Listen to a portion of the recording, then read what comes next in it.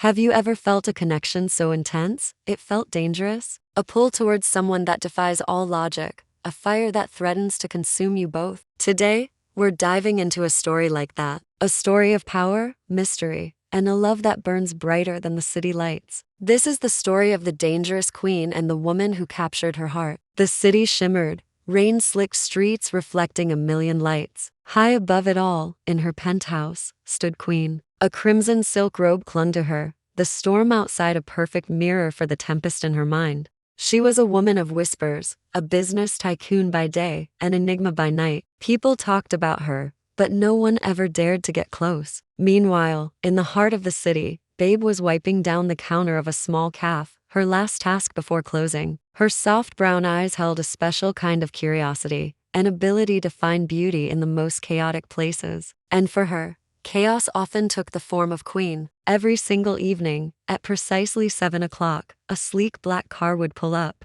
Queen would emerge, a vision in perfectly tailored suits, her gaze sharp enough to cut through the noise of the city. Everyone noticed her. It was impossible not to. But only Babe held her gaze, a silent challenge, a spark of connection. It began subtly, with stolen glances across the crowded cafe. Then, those glances softened into small, almost imperceptible smiles, a private language only they seemed to understand. But one night, the unspoken rules changed. The bell above the cafe door chimed just moments before closing. It was Queen. Her voice, a low, smooth melody, broke the comfortable silence. Coffee, black, no sugar. As Babe prepared the drink, her hands trembled just slightly. She looked up, her courage surprising even herself. Rough night? She asked softly. A slow, captivating smile curved Queen's lips. Rough life, she replied, her eyes locking with Babe's. In that single, electrifying moment, something ignited between them. A fire neither could name,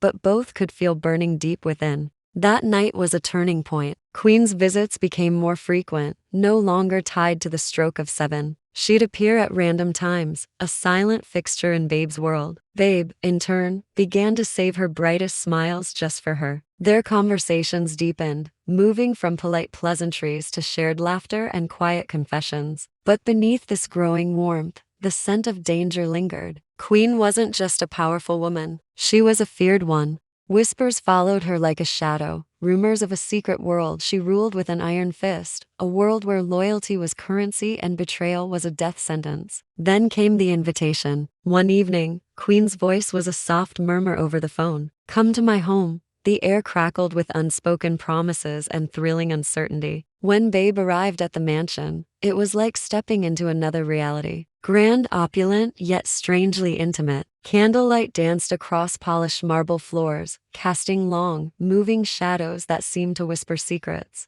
And then, Queen appeared at the top of the grand staircase. She was dressed in black satin, her dark hair falling loosely around her shoulders. Her presence was magnetic, commanding the entire room. You shouldn't have come, Queen said, her voice barely a whisper, a strange mix of warning and longing. Babe's heart hammered against her ribs, but her voice was steady. Then why invite me? Queen descended the stairs, each step slow, deliberate, closing the distance between them. Because I can't stay away from you. The remaining space vanished. Queen's hand rose, her fingers gently tracing the curve of Babe's jaw. The first touch was hesitant, a question, trembling with months of pent-up emotion. The second was sure, possessive, an answer. And then their lips met. It started slow, a gentle exploration, but quickly deepened into something desperate, fueled by every stolen glance, every unspoken word, every moment they had denied themselves this connection. Outside, thunderclaps echoed the storm in their hearts. Inside, Queen's legendary control melted away under Babe's genuine warmth, and Babe's sweet innocence was set ablaze by Queen's raw intensity. Every kiss was a chapter in their story of longing, of fear, and finally, of complete and utter surrender. Later, wrapped in silk sheets and the quiet aftermath of the storm, they lay entangled. The city lights twinkled far below, a silent audience to their newfound intimacy. Babe broke the silence, her voice a soft whisper against Queen's skin. Why do you always look like you're about to disappear? A shadow crossed Queen's eyes, the familiar armor sliding back into place. Because people like me don't get happy endings, she said, the words heavy with a lifetime of solitude. But Babe wasn't afraid of the darkness that clung to Queen. She reached up, her touch gentle on Queen's cheek, forcing her to meet her gaze. Then maybe this time, Babe said with a quiet certainty, "You do." And for the first time, maybe ever, Queen smiled a true, unguarded smile.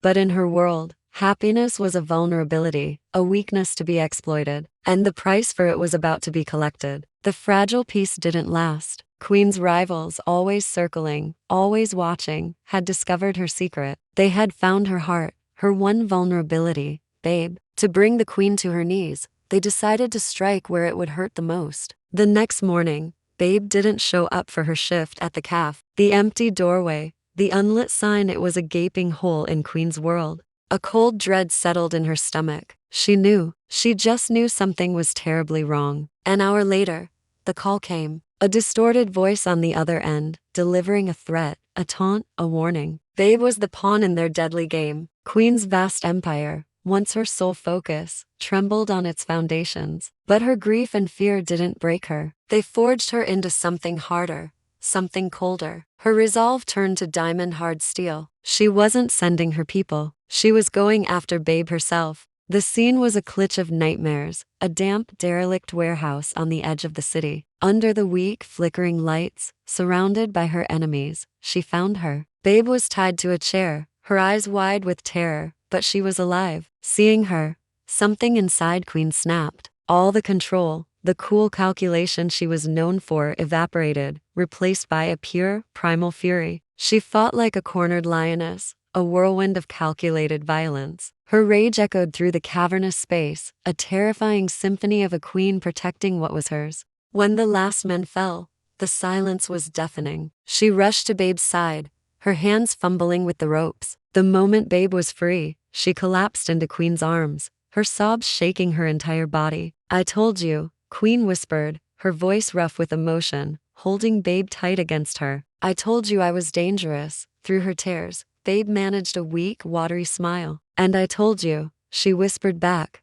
"I wasn't scared." As they stumbled out of that warehouse, bruised but breathing, the first pale light of dawn was breaking over the horizon, painting the sky in shades of hope and new beginnings. That night changed everything. From the ashes of that conflict, Queen rebuilt her empire, but differently. It was cleaner, stronger, fortified not just by power, but by purpose. And Babe remained by her side, not as a weakness to be hidden, but as her greatest strength, her unwavering source of power. They were an unlikely, unstoppable force, the Queen and her Babe, fire and calm, danger and devotion. Their love story became a new kind of legend in the city, whispered in the boardrooms and the back alleys alike. A story of a queen who found something worth fighting for, something worth changing for. She burned for her, the whispers would say, and the fire never died. What an incredible story, right? It really makes you think about the power of love to transform even the most guarded hearts. It's stories like these that we love to explore here on the channel.